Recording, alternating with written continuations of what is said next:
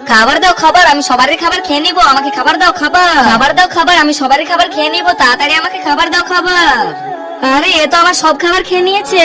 আরে আমার খাবারে হাত দিস না তুই। খাবার দাও আমাকে, খাবার খাবার দাও, তোমার খাবারটা আমাকে এদিকে। আরে ভাই আর কি হয়েছে, সবারই খাবার খেয়ে নিচ্ছে একসাথে। খাবার লেনো, আরো খাবার লেনো, আমাকে জানি না ভাই আর কি হয়ে গেছে। চল লাঠিয়াওয়ালা মৌলানার কাছে নিয়ে যাই আখে। আমাকে খাবার দাও, আমাকে খাবার দাও, আমাকে আরো খাবার দাও। আরে আমাকে খাবার লেনে দাও। আসসালামু আলাইকুম মৌলানা সাহেব। ওয়ালাইকুম আসসালাম। আরে ভাই খাবার চাইছে, খাবার খাওগা। আরে মৌলানা সাহেব আর কি বলবো, ঘরে যেটি খাবার ছিল সব খাবার খাইয়ে দিয়েছি, তাও খাবার চাইছে। আচ্ছা এই ব্যাপার, বেটা এদিকে আসো তো।